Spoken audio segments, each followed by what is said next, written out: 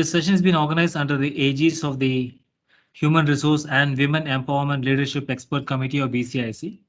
We would like to especially thank the leaders of the expert committee, Mr. Augustus, Chair, and HR Leader of IBM India, Ms. Lavanya, Co-Chair, CFO of Zawame, and also like to especially thank Ms. Smita, the member of the expert committee, for curating this session for the benefit of our members. This session aims to share insights on the women empowerment principles, which are a set of principles offering guidance to business and how to promote gender equality and women empowerment in the workplace, marketplace, and community. This has been established by the UN Global Compact and UN Women.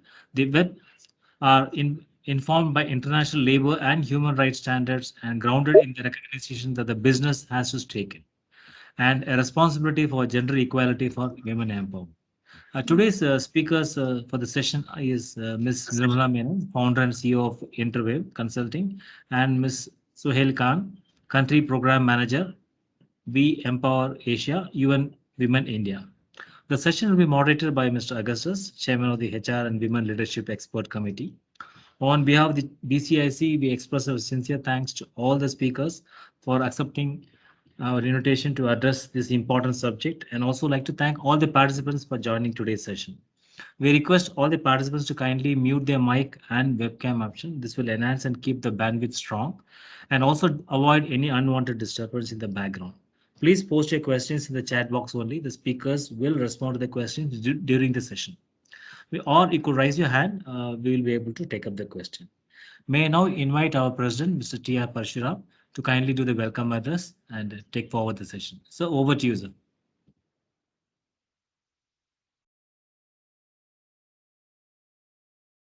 Sir, you're on mute. Oh, I'm sorry. Very good evening to all. I extend a very hearty welcome to all my friends for this important session. I congratulate the chair and co-chair, Augustus and Lavanya, for organizing this wonderful program. I would like to welcome Sri Nirmala Menon, founder and CEO of Interview Consulting,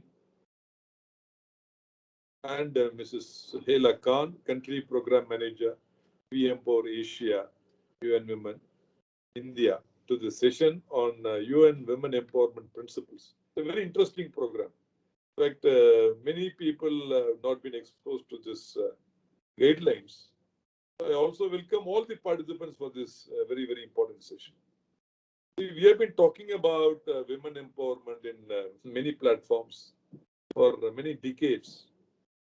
But the reality has to still happen because the kind of potential, the strengths, the kind of opportunities that is available today is unlimited, and sky is not the limit.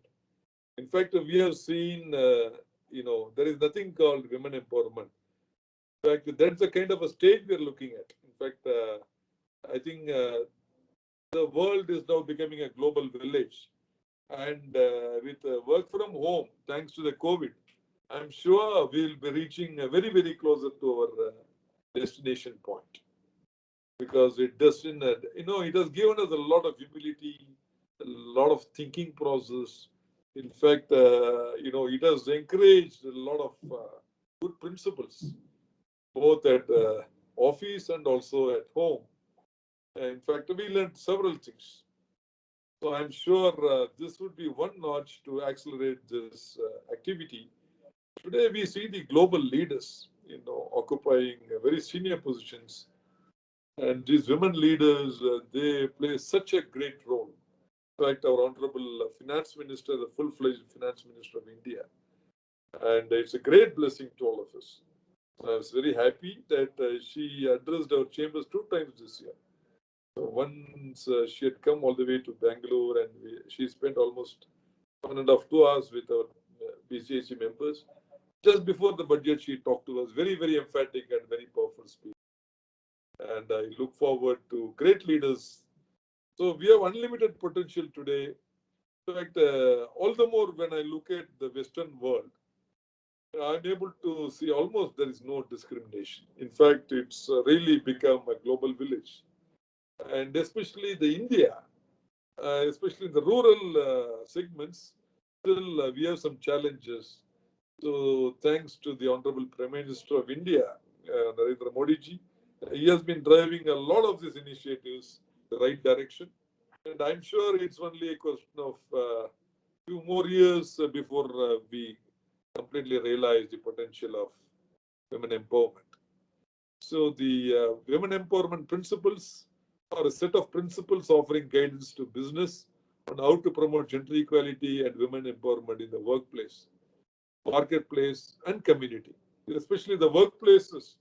See, we have been able to see very huge benefits for the organizations at board levels when we see the women leaders, because they're able to see the 360-degree view and give a very logical set of solutions to a very complex set of problems, which is definitely a great plus point.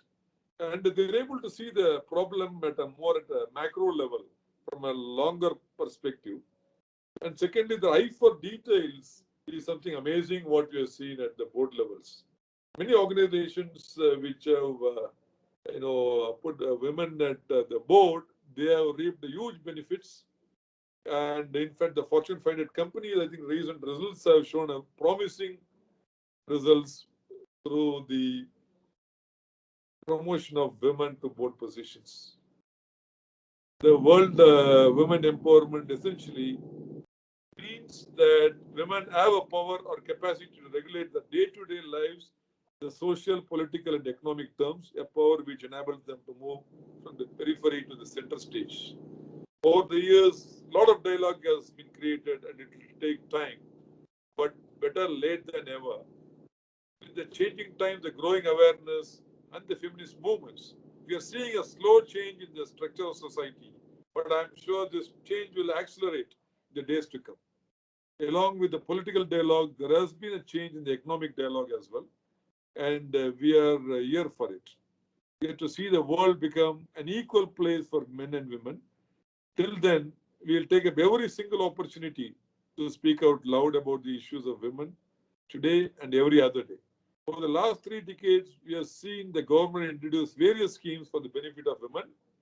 India, for the first time, the finance minister has taken a lot of initiatives to foster women empowerment in various areas.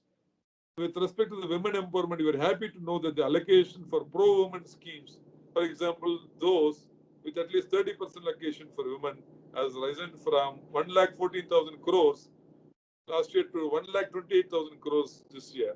One can see an increase of 11.46% in the allocation of women-related schemes.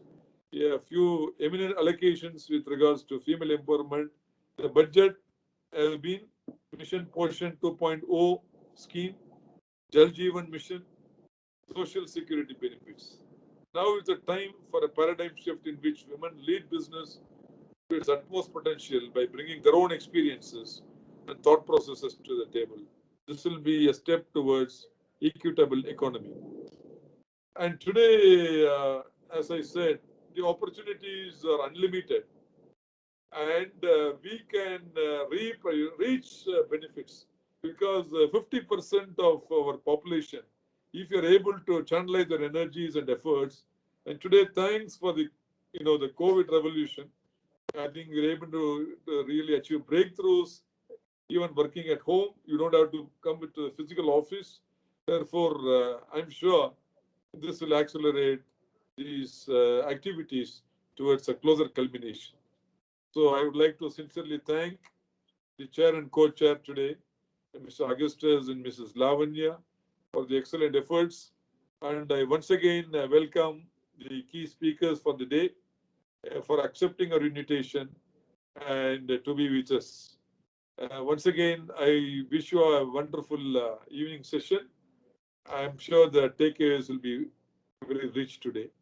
Once again, my special thanks to Sri Nirmala Menon and Sri Suhaila Khan for sparing their valuable time to be with us. Have a great time. Thank you. God bless.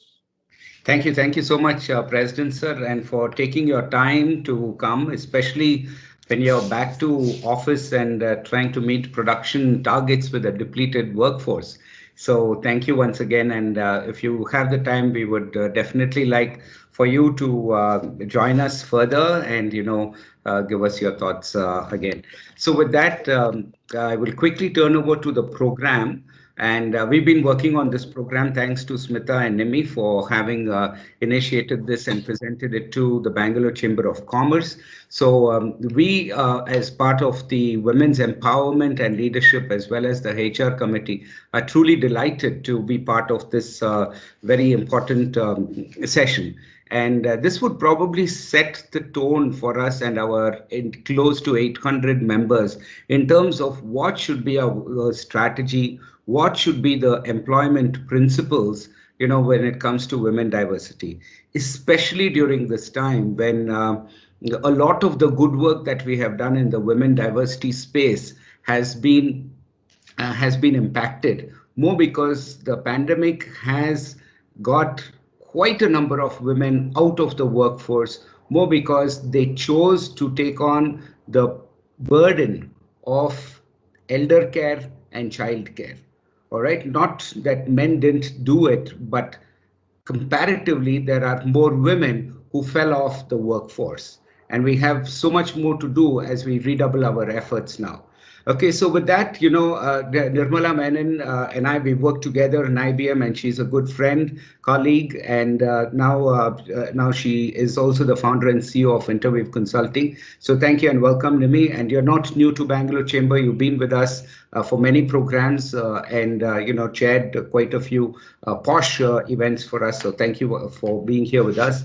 And of course, Suhaila Khan, we truly appreciate your presence here and for bringing us this important program. Our members are always looking forward to new innovative ideas. We adapt and take forward what we think is best for the industry. And we represent, like I said, close to 800 industries. These are across all sectors and also representative of the small and medium enterprises. Okay, and that's where we need a lot of focus today in terms of improving our diversity quotient. So with that, and I'm not going to take any more time, both Lavanya, who's the vice chair, and I, along with all the members of our expert committee in women's empowerment and leadership and HR, are truly delighted to have you this afternoon. Thank you. Thank you, Yogi.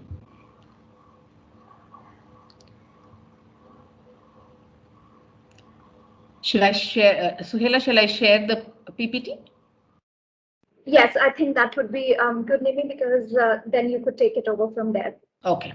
Yeah, but thank you so much, Mr. President and Augustus, for having UN Women at this very, very important platform. And I already congratulate you for initiating a lot of interventions around promoting diversity, as also shared by Mr. President, sir. And I'm sure that with your vision of having more diversity as part of your larger portfolio within the Bangalore Chambers of Commerce, this is something which is truly recognizable, and this is something which we will be happy to support you with. Before going into the presentation, I'll just spend a minute on talking about the program. We Empower Asia program, under which we are partnering with NIMI, and we see important collaboration with the corporate sector because we believe that they have a powerful role to play in enabling women's effective participation in leadership in businesses, but also, they have been identified at the highest level of sustainable development goals as an important ally and as an important partner. So the role of private sector is something which cannot be neglected, which cannot be overlooked, especially also now that we are facing this health crisis that has turned into really a human rights crisis at this point of time. So the We Empower Asia program, which is supported by European Union in 7 countries in Asia Pacific region, is really focusing on empowering women to lead and effectively participate in businesses. Now, there are 2 strategies that we adopt in enabling this effective participation of women. One is really working with the private sector companies or corporate companies to support them in looking at their policies and interventions so that they are more gender responsive to the needs of women employees. Number one.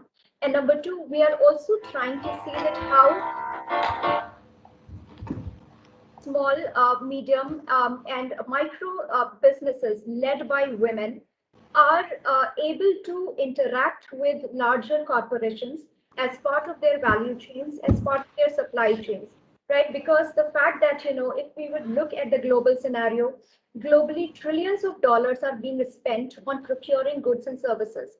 But if we would look at where they are spent, only 1% of that entire spend goes to women-led businesses. Having said that, there is a tremendous potential that women-owned businesses have demonstrated in terms of producing sustainable goods and services. But still, there is a mismatch between the demand and supply. So it's a high time that we start having these conversations, that how procurement practices should be sensitized, should be inclusive enough to be able to create that demand and supply side, to be able to balance the demand and supply side gap. So these are the two strategies. One is really working with the private sector to look at their own internal policies, also their external policies, plus working with women-led businesses to strengthen their capacities to be a part of larger value chains of larger corporations. Move on to the next slide, please.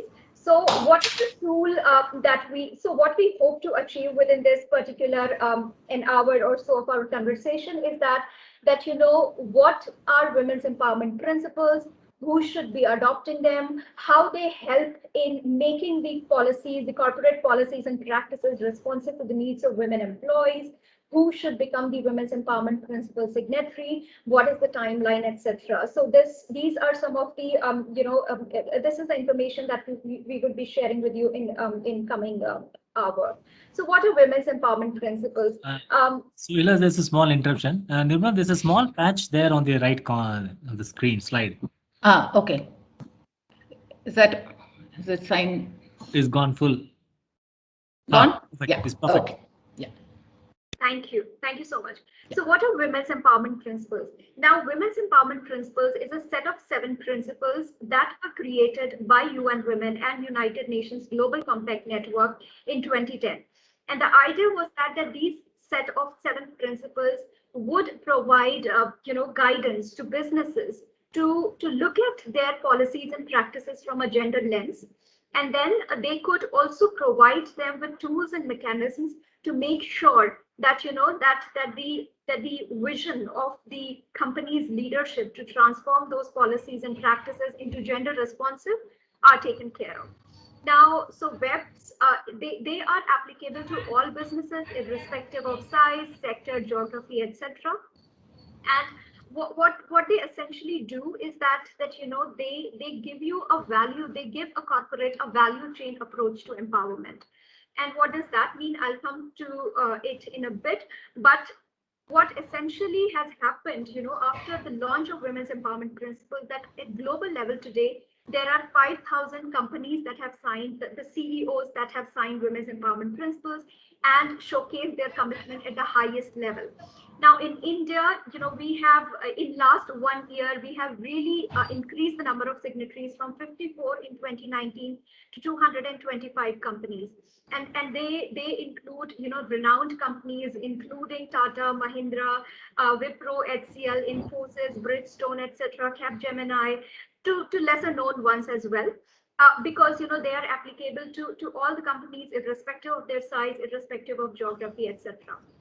So if you could move to the next slide, so the WEPs, are across the various interventions that are being taken by businesses. So one thing which I would like to clarify here is that WEPs are trying to change or inform the business practices. So it's not only the aspect of your CSR, right? Because when we talk about gender, it's most of the time the thing that comes to mind is, okay, what are we doing with ground on women?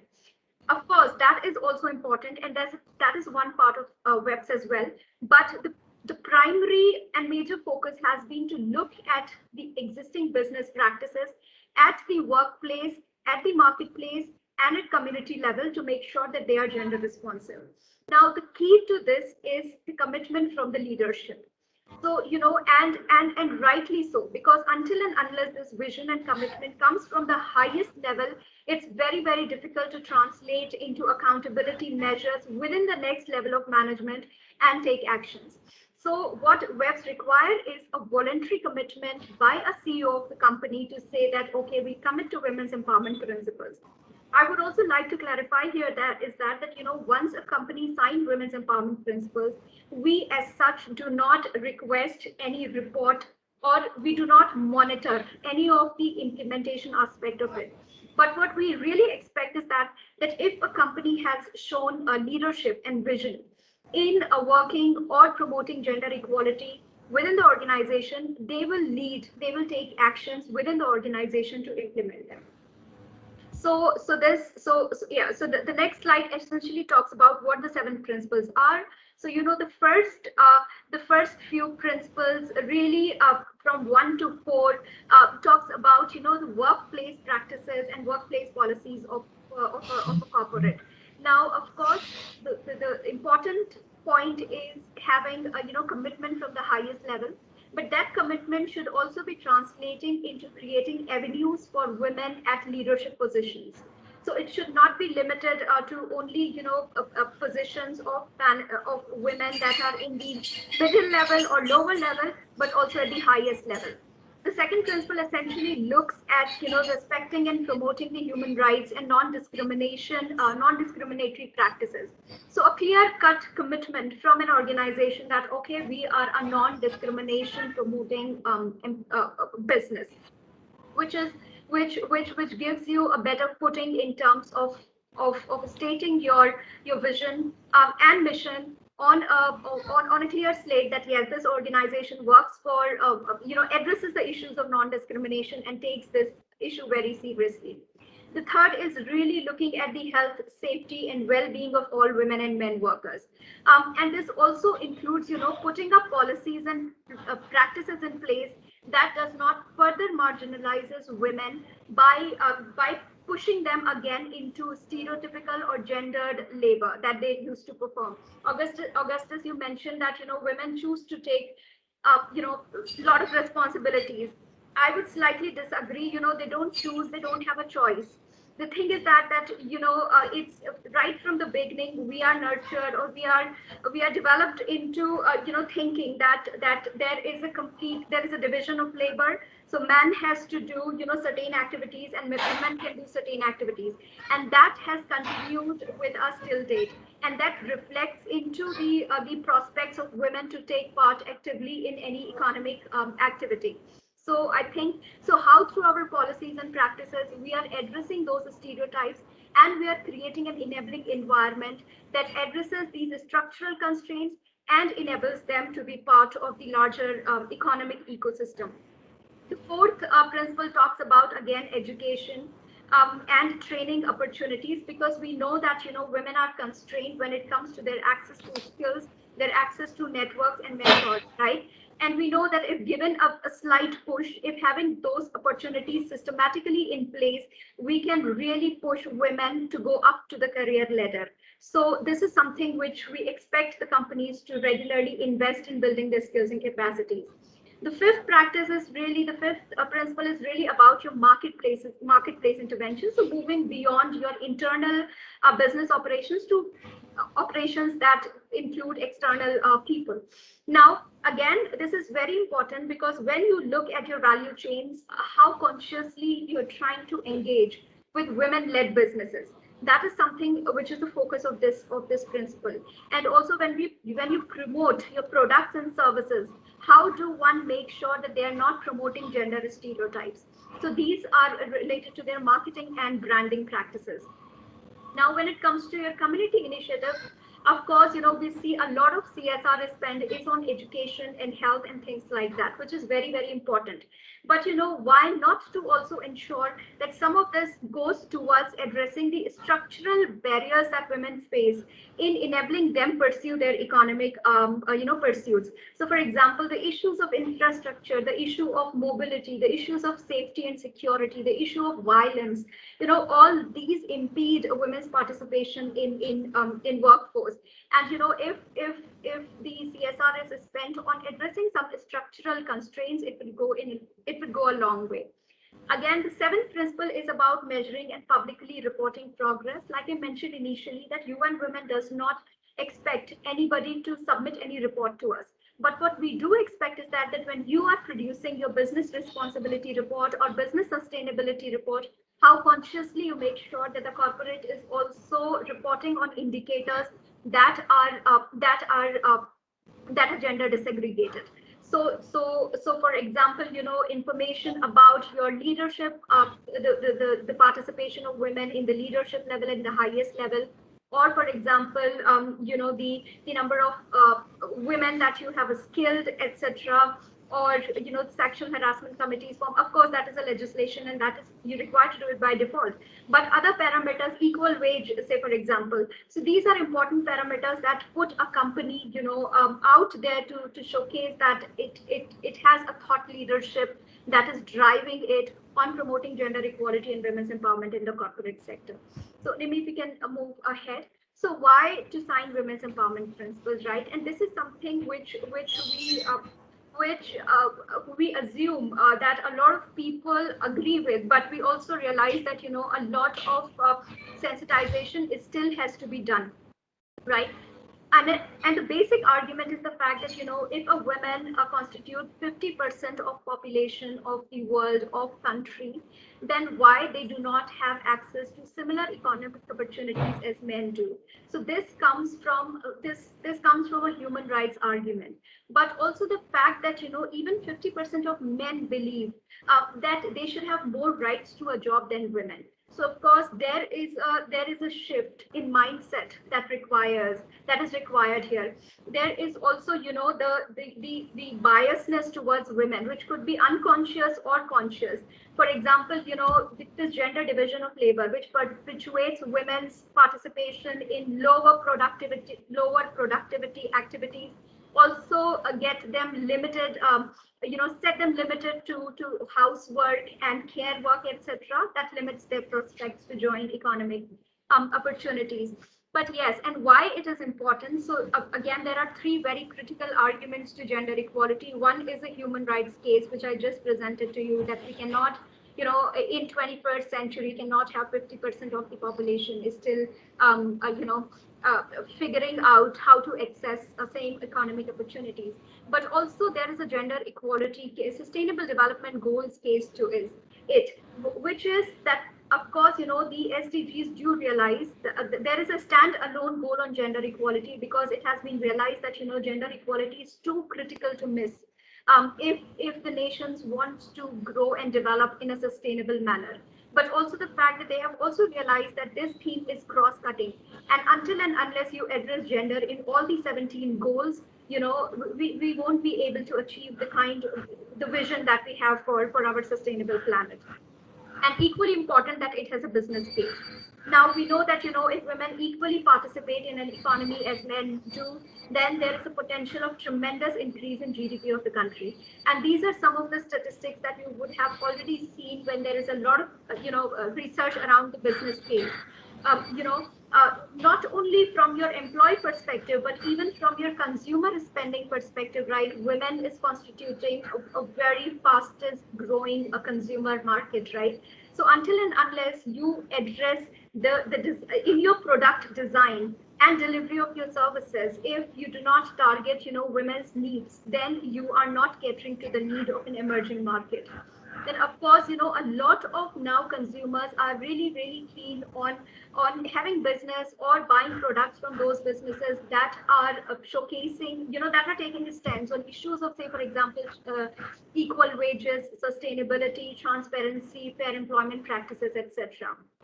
And and there is enough data which says that that if there are more women in board positions or in senior management, there is a likelihood of increase in profits, etc. So there is a lot of research that substantiate these claims. If we can move forward, Nimi. Yeah. So thank you. I'll stop here, and I would request Nimi to take it forward from here. Thank you, Suhela. And I think you've really painted a fabulous case as to why every one of us should be engaged in this conversation, which then brings us to the next bit about why is it that if this is so important, why have we been lagged behind? Now, this is not a secret at all. We all know that this is something that exists across, and it's not just in our region or in our country. This is a very universal issue in terms of the social norms and gender stereotypes, which sort of box women into certain kinds of roles and certain occupations, which definitely needs to be broken. We need to work at it very intentionally. There are discriminatory laws and gaps in legal protection across different countries, right? It varies from countries to countries, but it has always put women on the back foot in many, many ways in terms of their working hours, in terms of their ability to work in certain, to even work at all in commercially, all of these are challenges that we have across the globe. Gender gaps in access to digital, financial, and property assets. And if you take a country like India, while at one level we talk about great progress, we're also talking about female feticide and infanticide and things like that. So there is a really large gap that we need to fill. And unfortunately, it's always women that are taking the, the brunt of it. So they have poorer access to digital, financial, and property assets, which would help them to be economically more independent. And then, of course, in the workplace, we have what the concept of the leaky pipeline, glass ceilings, sticky floors, all of these coming from the fact that gender roles have been so strictly defined that a lot of times women are not able to pursue their economic careers. And of course, the failure to recognize, reduce, and redistribute unpaid care. Now, this is fascinating. I mean, I think, Richard, Suhela, you touched on this when you talked about, that women don't choose this. It's just been sort of handed down to them, like they don't even have a choice. They just go about doing it and become efficient in the process in managing all of this. And then we look at them and admire them and say, oh, wow, women do all of these things, but they shouldn't really be doing all of it in the first place and running themselves down in terms of their health, in terms of their full capability in other factors, because they're spending all of their time.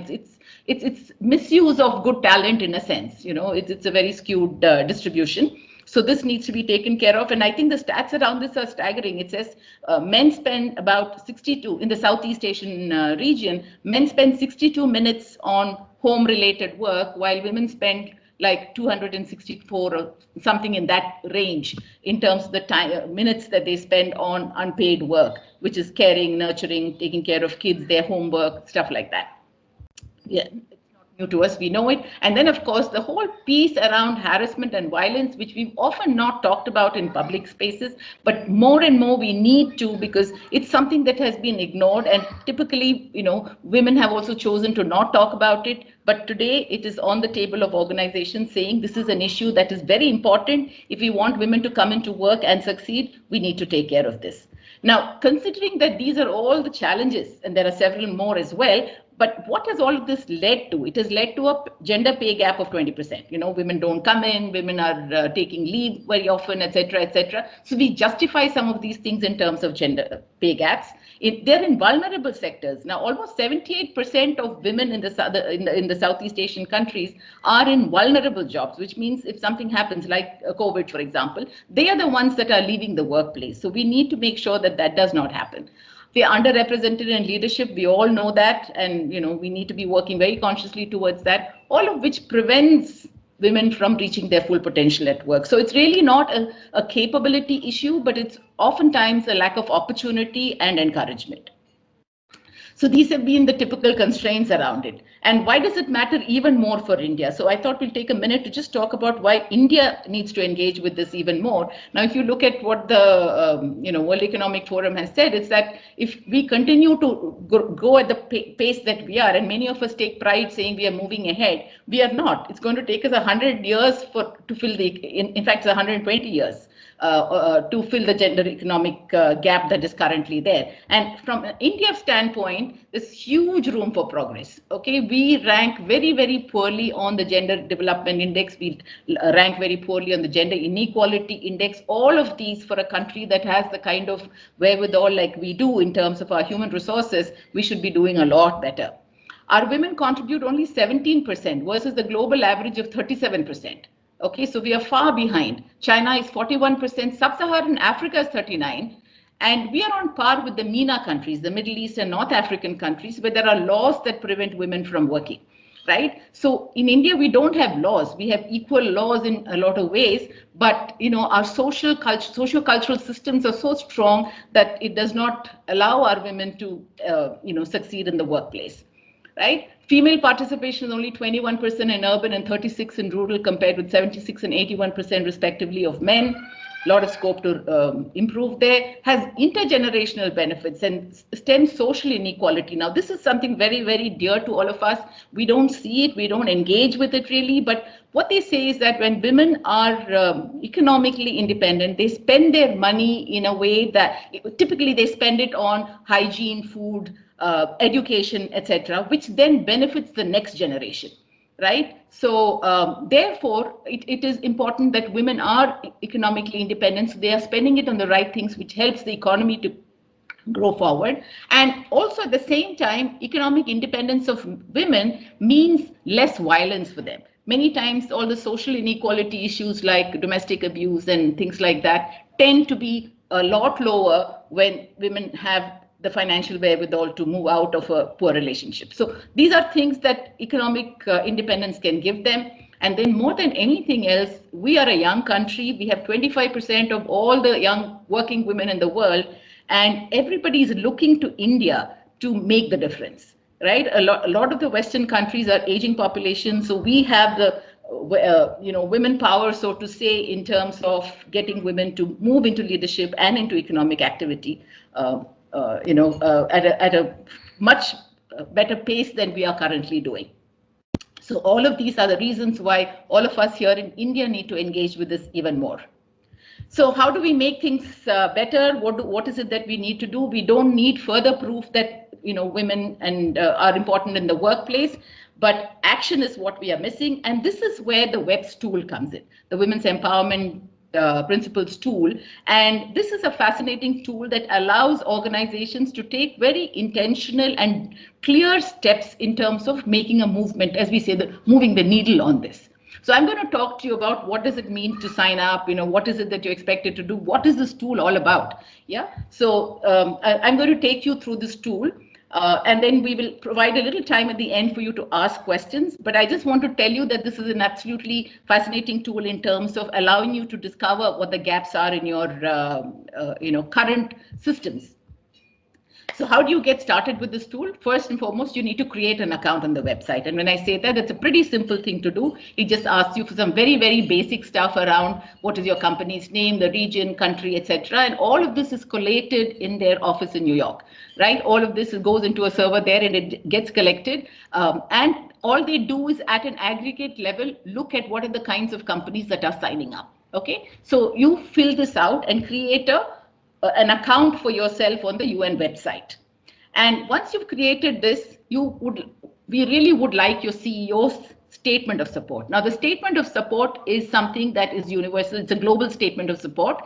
What it says is that, it just has the CEO's commitment saying, at a principal level, I stand for gender equality. It is not saying anything more than that. It is just saying that I stand for this, I will work for this, I will do the best I can, and I will encourage others to also be part of this. And that's all it says. You need to have the CEO sign it and upload it on the website. You will then get a mail of confirmation saying it has been received and you are now an official signatory to this. Okay. And once you have done that, you can go to the WEPs analysis tool, which is the GAT analysis, as we call it, which is a simple tool for a senior leader in your organization to fill it out. Now, it's a set of 17 questions. And usually a senior leader has the information to do it at one go. or at the most, you may need to reach out to your DEI or HR or procurement department for specific, questions around what the gap analysis is asking for. But by and large, you should be able to do it on your own if you've been at the organization for, or if you're a senior leader in the organization. So it's a fairly simple thing, as you can see. Right, so you create your account, you get the CEO to do a statement of purpose, they sign it and it's uploaded, after which you take your GAT analysis tool. And what does the GAT analysis tool tell you? Yeah, it tells you where you are on the gender parity continuum. It tells you, how are you doing right now in terms of the workplace, marketplace, and community. You remember Suhaila was talking about how this is looking at leadership commitment, the workplace, marketplace, and community. And it will tell you clearly on these 4 parameters, how is your organization doing? And let me tell you, this is a tool that is entirely yours. It's a self-assessment. You don't have to share the results with anybody. So this information is only available to you, and it's just a self-assessment for you to make changes. Yeah, it will also identify for you the areas for priority action. What are the things that I should work on first to make a movement? Yeah, so it will identify very clearly whether it is in leadership, whether it's in the marketplace, workplace, or community advocacy that you need to do your most work. And then, of course, if you retake this after doing those actions, if you retake this test, it will tell you how much you have moved. So for all of those companies that have been out there crying, how do we measure progress? This is a good tool for you to use, because you can take it at one point, do some of the actions that it suggests, come back again, take the tool. You can show measurable results to your organizations. Okay. What is taking the GAT tool look like now? Is it a complicated process? Am I going to be thrown off? What kinds of questions will it ask me? I'm going to take you through a very quick demo of that and saying, what is it? Like I said, it's a set of 17 questions. It's asking you, things around equal pay. What are your recruitment practices? How do you have maternity support, paternity leave? What is your caregiving policy? Inclusive sourcing. What is your advertising like? It asks you certain questions which are very pertinent for you. And these are a set of 17 questions, like I said. They're pretty simply worded, fairly very user-friendly, and like I said, highly confidential. Only you get to see it. Not even the UN gets to see it. They only have it at an aggregate collated level. They don't get to know what individual companies have filled out, right? So it's very confidential. And it will identify, like I said, the areas for improvement under these 4 categories of leadership, workplace, marketplace, and community, right? And then from there, what does this tool look like? Okay, so it'll ask you this question, and at random, we picked question number 14. There are 17 questions. This is question number 14. It's asking you a question on, does your company encourage suppliers and vendors to advance performance on gender equality? So that is a question. You will say yes or no to it. Now, if you say no to it, it takes you to the next question. And it goes on and it assesses you. You could be at a beginner stage, you could be at an improver stage, you could be at a achiever or leader stage, and it will tell you where you are on the continuum that the UN has fixed. And so if you say no to all of the questions, there's no penalty for you at all. It will just tell you that you need to do many of these actions, and it will identify them for you. Now, if you say yes, saying your company has this, then it goes on to ask you a few questions around the commitment, the implementation. How are you implementing this? What is the measurement? What is the transparency, the reporting around it? It tells you, and as a company, you may have some of them ticked off and some of them not ticked, in which case you know what you need to work on, right? So it's as simple as that. And as you can see, it's very, very structured approach. So you can easily tell what is it that you should be doing next when it comes to your supplier diversity, in this case on question number 14. So how will you benefit from it? Of course, like I said, it tells you where you are. Now, this is a sample report. It says you're a beginner. So you're at number 20 at 22%, which means that you are a beginner. And it tells you that your leadership commitment is only 25% and you have a lot of work to do on that. Your implementation is actually better than your commitment. So there are some good practices currently in your organization that's working for you, but you need to improve your leadership, walking the talk on that. You need to improve your measurement and your transparency. So this is what it identifies for you, right? And then from there, you kind of look at the report itself, which says the ones marked in red are the ones that you need to work on. For example, if you look at this, it says leadership commitment, we said, is actually 0 in this in this particular, it's just a sample. I'm sure you can't really have no leadership commitment, but here it says 0. But your workplace, you have a lot of good policies in place. Where you are lagging behind is on question number 10 and 12, which is on violence, harassment. You don't have your sexual harassment policy in place, which is a compliance requirement. So you need to get that in place. And you need access to quality health services. Right. So while you have paternity leave, which is a little more progressive than many other organizations, you're quite below on your sexual harassment compliance. So it identifies, in a sense, the various things that you need to do for immediate attention, right? And this then kind of becomes your next set of action. Yeah, it is determining, and you can pick, and obviously you will not pick all of them. Of course, if it's a compliance issue, you certainly should, but otherwise you can decide based on your priorities, your needs, what it is that you will focus on, and we will provide you the support to make that movement. UN is coming up with a lot of tools, including what they call an action planning tool, which will be available to signatories for them to be able to put in the data, input the data from the GATT analysis into that Excel sheet, and it will throw up actions that you can take for making the difference, right? So it is as fairly simple tool as you can see, and very, very clearly giving you areas for you to work on. So why should businesses be interested? I mean, given all of the other reasons, this is also a great opportunity for organizations to complement the work that governments and NGOs are doing. They have been crying hoarse over the last several years trying to make that change happen. The UN principles came, the WEPs principles came in 2010. From then on, we've been doing this, but now is when we are really going to corporates and saying, hey, you can't sit back. You need to participate and support this in every way that you can. It's tremendous visibility for your company. Now you get on the global stage right away, and if you're a small or medium-sized company that's looking for funding or even just making your annual reports to say that you're supporting the women's empowerment principles and supporting the SDGs, this is principle 5 on number 5 on the SDGs list, you are actually, you get bragging rights, in the sense that you really can talk about it and feel proud that you're doing that as an organization. You have access to best practices because as part of this, we're also, like I said, giving you tools, resources, and access to companies that have done great work in this space, doing training programs and interactive forums to help you access what you can, to get ideas, to see what you can do in your organization to make a difference. And of course, like I said, access to tools, training, and resources. And of course, it makes absolute business sense to be doing all of this, which we talked about earlier during the presentation. And then, of course, there is the Women's Empowerment Principles Awards. The UN Women is coming up with awards, and I think that poster was up there as we started, and I'm sure Lavanya will probably talk about it, or Suhela will talk about it a little later. This will give you and put you on the global stage. Now, for companies that are making progress on this, we will showcase you in front of the global community in terms of what you have done and achieved, and talk about it as a way of encouraging others to join the program. And okay, we've talked about all of this, and when must you sign up? My quick and immediate answer is now.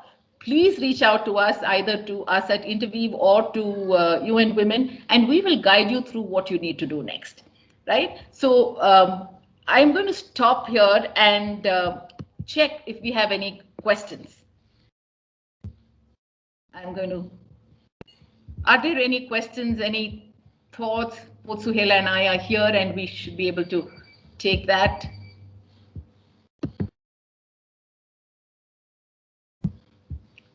I'm going to stop sharing. I saw a hands up. Please feel free to turn on your camera and ask your question.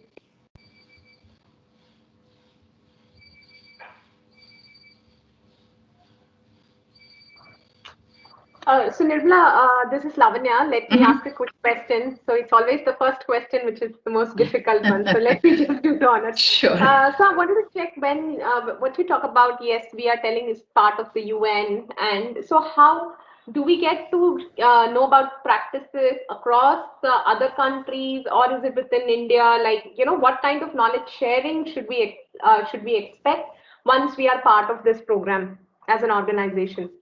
Okay, I'll take a first shot at this and then I will ask Suhela to kind of build on it.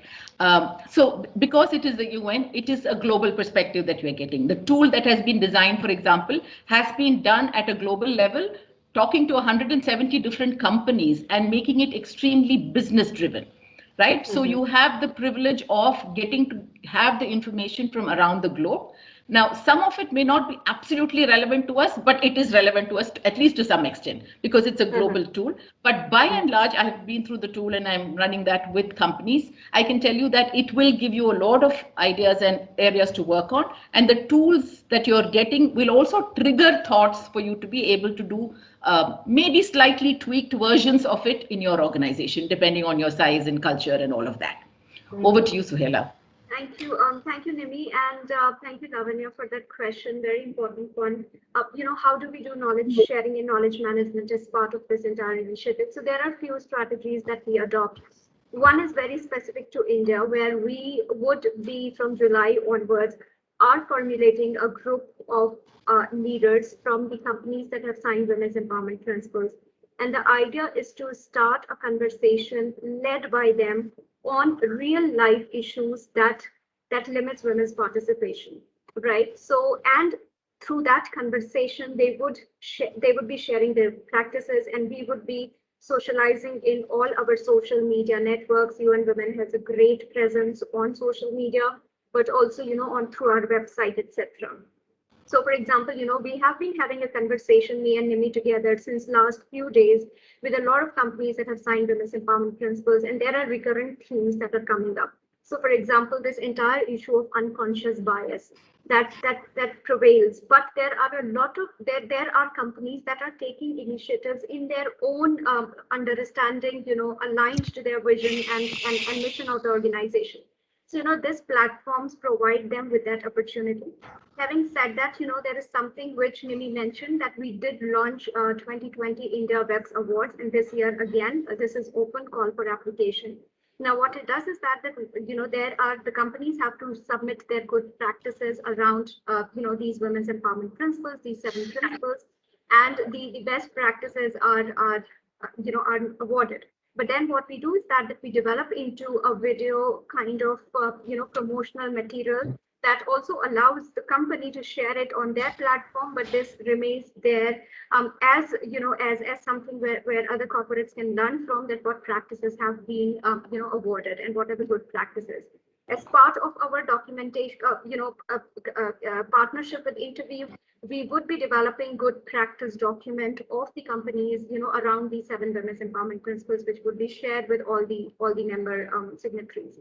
And we regularly invite the companies to represent their practices, good practices on various platforms at regional level, at Business and Human Rights Forum, at various forums that are available to us. So that is how we create that knowledge base and enable knowledge sharing. Thanks, Yeah, Nimi. yeah, I have a question. This is Dr. Anupama here. I represent the higher education sector. So I just wanted to know when we go in or sign in for this, how relevant it is for the higher education sector. Does it work on the same lines as how it works for the companies, corporates? So this is my query. So this tool is only for a private entity. This is not. I'm not sure what your organization is registered as. Sector, education sector, no issue. But your organization should have been registered as a company. Section 8 would also do, and it would apply same as we apply for other companies. Of course, what we recognize and realize the fact that because a lot of signatories are small, medium, women-led businesses as well. What we do is that we do realize that at this point of time, they might not have the same kind of policies and practices vis-a-vis the larger businesses. So we provide them. So when we engage with them, our tools of engagement, even the gap analysis tool, we have developed a simplified version for them.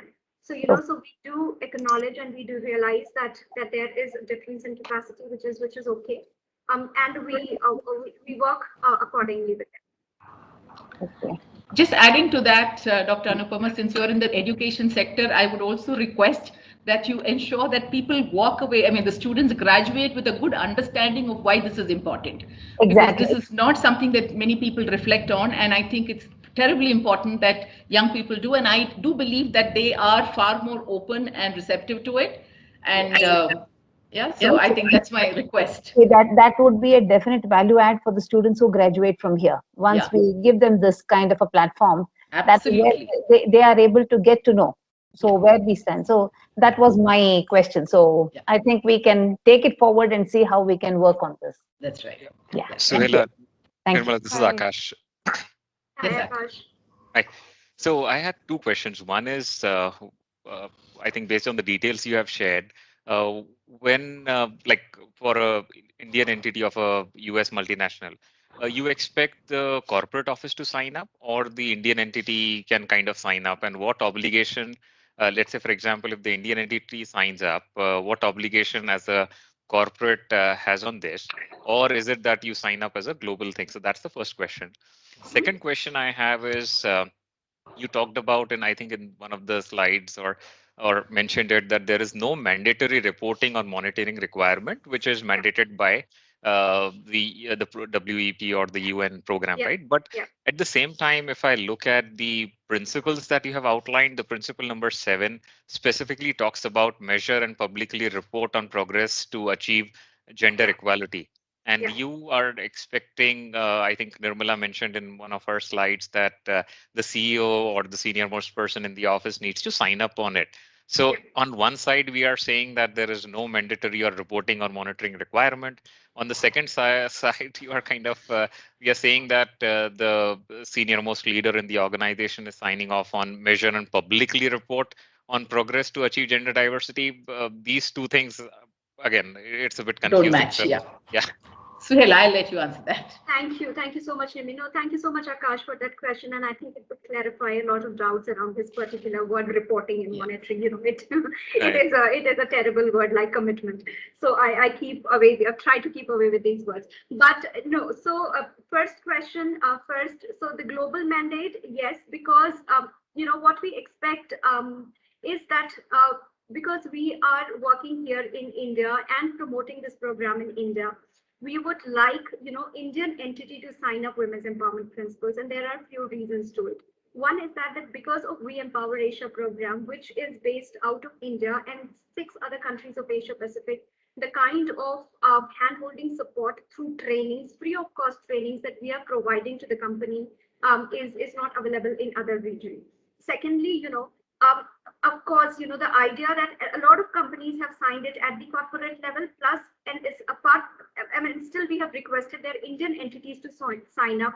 And Akash, there's a simple reason to it, you know, because it is led by a CEO's vision. Of course, you know, we assume that your respective officers in all the countries would align with that CEO vision. Having said that, every country has its own context, peculiar context, and every country has its own CEO whose vision and mission would be, of course, in alignment with the global vision, but not necessarily when it comes to gender issues, because it is largely driven by the context of the country as well. So we assume that we very welcome all of the companies to be global signatories as well, but the country-specific signatories as well. So yes, if you would be willing to sign, then we would request you to get it signed at India level. Now, second question, the Principle 7 talks about publicly reporting. Now, so what I meant to say that we as UN women do not come back to you after every quarter or after every 6 months to report us back that what you are doing. So we do not monitor.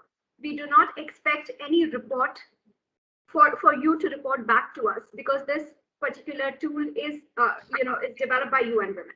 But what we expect is that you know, once you have signed to Women's Empowerment Principle and once your CEO has committed to it, you know, it would be a merit for your company and your organization to showcase his thought leadership on promoting gender equality and women's empowerment at the public forums. So it would be in your benefit if you go ahead and publicly report that, okay, we have taken these steps as an organization to promote gender equality and women's empowerment. And by doing that disclosure, a voluntary disclosure from your side, you're also creating a space for your peers to get motivated to do the same. Because until and unless there is data out there, right, there is evidence out there, a lot of people are skeptical. We all believe in gender equality. We all know that there is a business case, but still, women's participation in the formal sector in India is 7 to 8%. And that too not at the leadership level, right? At the management, mid management, lower management, etc. So, so if the company takes that lead initiative of publicly reporting what they are doing, I think it is something which would push the agenda for the entire corporate sector as well. I hope I answered your questions. Right, right. But the thing is, at the India level, let's say, for example, for a US corporate, we don't do a separate reporting as such. So that would mandate a global reporting in principle, That's which is a fine. much broader, yeah. That's completely fine. Maybe you want to add? Yeah, Akash, yeah, and this is a question that often comes up, especially for the BFSI, where these are audited so much and all of that. So I'm very familiar with this question. All I want to say here is that these are all recommended practices. So it says, work towards pay equity, work towards lowering unconscious biases through bias-free hiring, etc., etc. Now these are things that we are requesting companies to do, and this reporting out is really to your board and to your stakeholders. So it is it says publicly, and I think that is the tricky word in this. And I think Suhaila and I have also had conversations on this, saying at the in organizational level, everybody's saying, oh, when you say publicly, it means I need somebody else is going to look at it. It's not. It's for you to decide at what time you would like to come forward and do it. Because if you are at a beginner stage, it's too early for you to be talking at a forum either, right? So you will need to move on some of those other things. And whenever you're ready, it would be wonderful for you to come and share, because then it helps other organizations to become part of that story as well. Right, but well, the only thing is when we talk about stakeholders, for a publicly listed company, stakeholders are shareholders. So it essentially means that you kind of are publishing in public.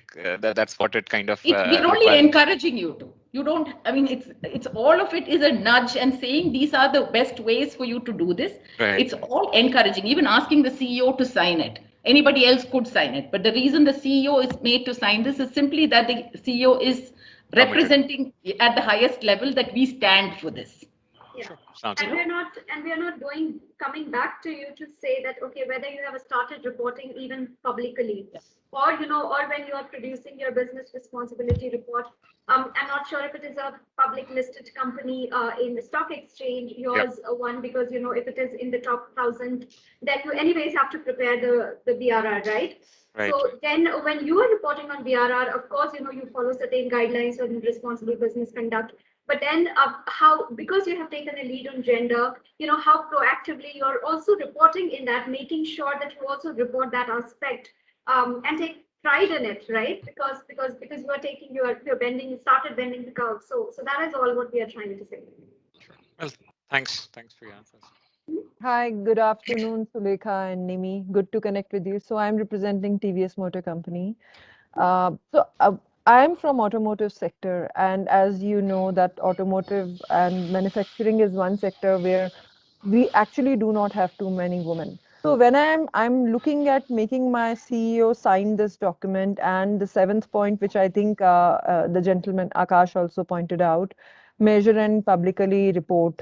So number one is that's scary, which I think partly you have answered.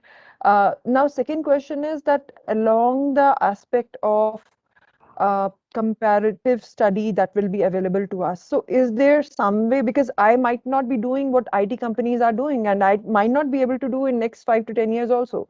But if I compare apples to apples and I can see how other manufacturing companies who are moving ahead are progressing, would be a good thought to have a more crystal view around it. So when you provide the statistics or the data that is made available online, will it allow me to do that study as per the industry? So okay, I'll take that question. Thank you so much, Jyotsna. So so firstly, let us make it clear that when you are comparing yourself, so you are comparing yourself only after a year or so. So so the way this tool works is that if TVS is taking the gap analysis tool, It would let you identify your status vis-a-vis these 7 principles, and it would club you either in beginners, improver, achievers, or leaders list.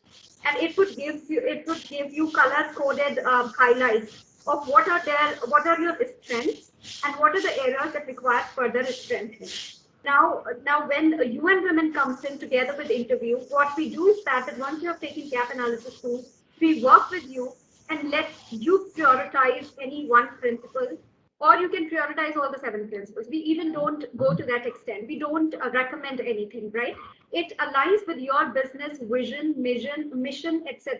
That which principle you want to prioritize. And then we support you with access to tools, but also customized trainings one-on-one and also in a group. Now, what the aggregated report looks like, that what we see. So we get a sector-wise trend, we get a country-wise analysis that you would be able to see, because this report is prepared by BSR every year, like a global, and I'll be happy to share the previous report that has come out for you to get a look at it. This gives you a sector-wise trend of automotive industry, but it won't identify you or any other company that would have taken that tool. But if after a year you take this tool again, you might be able to improve from beginner to achiever level, and that is something you should be proud of. And that gives you also measurable statistics or a measurable tool to be able to showcase back to your company that, okay, this is how we have progressed, and this is like a scientific data, right? So you do have that access to that tool, which also gives you opportunity to provide back to your senior management the progress that you have made. Yeah. Sure. Thank you. Thanks.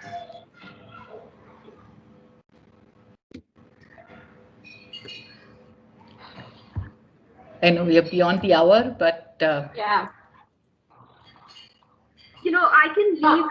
I can leave my cell phone number here, Nimi's cell phone number. I don't know, Nimi, if you would like to have it, but I'm always open to receive calls, WhatsApp, etc. So, even if in this session, some of the queries remain unanswered, please feel free to reach out. Yeah. We can organize another session with all of you. We can have one-on-one meetings, etc. To facilitate this. Just to want to say that this is something which is really non-threatening. This is something which anybody should not be scared of at all. This is something which puts you really on a global platform. Showcases your thought leadership in promoting gender equality at the highest level, gives you opportunities to be a part of that global community that cares for gender equality and women's empowerment in the corporate sector. So these are my final words, and I can't say much more. No, I can't add anything.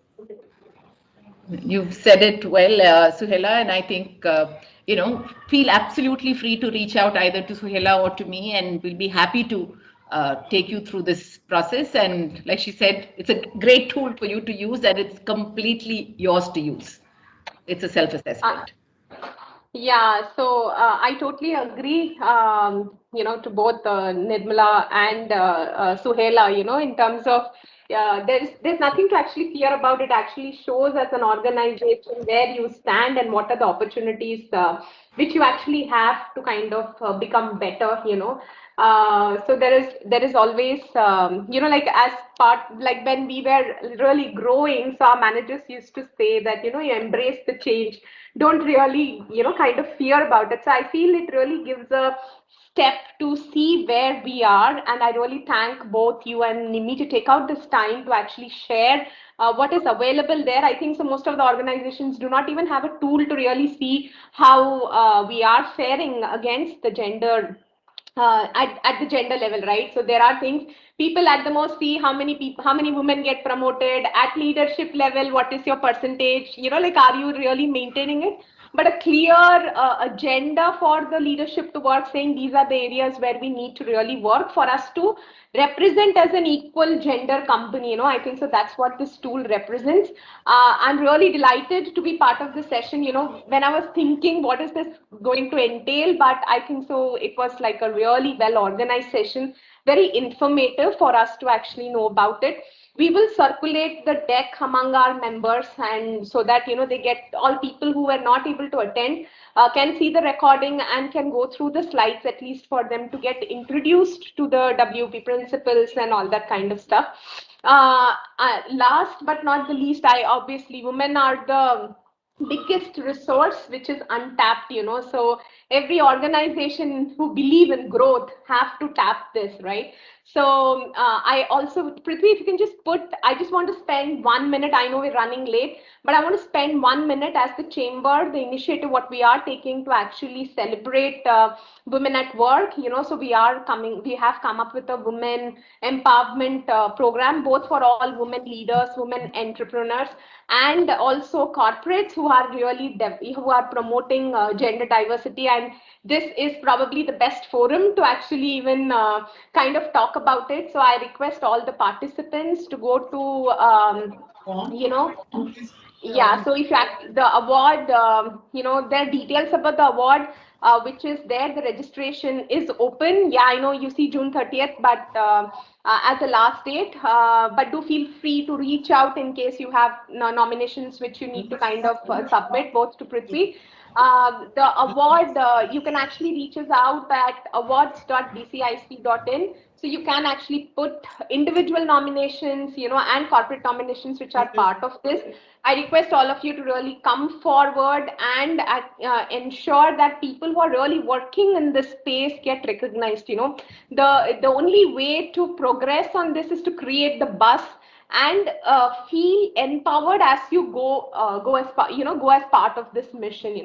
So I request all the participants to spread this word. It is on our website. It is there on all the social medias. Please promote. If you know people who actually who are eligible for these awards, please nominate them. We'll be very happy to actually celebrate all women who are at a place where they can empower more women to kind of come forward. Okay.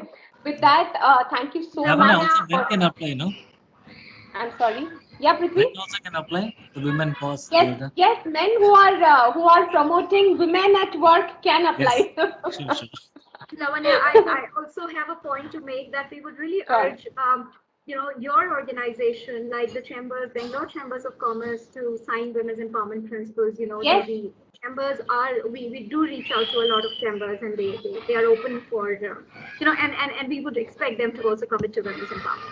Yes, Happy to provide you just put a thing whether they're corporate member and all that. We will sort that legal bit out of work with you, but we'll be more than happy to be part of your the group. It's a very it's actually a very powerful tool to actually take it back to our members, and that's the reason why we did this session also.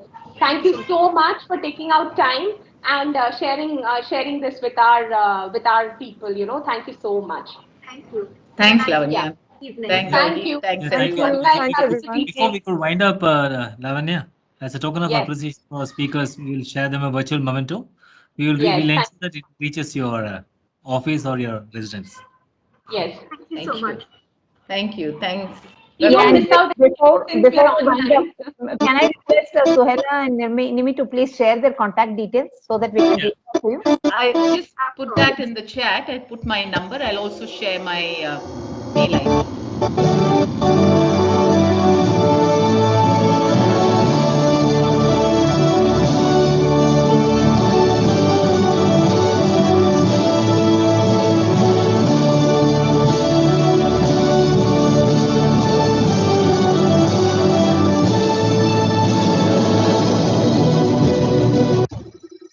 Thank you. Thank you. Thank Thank you so much. Thank Thank you you, so Lavanya. much.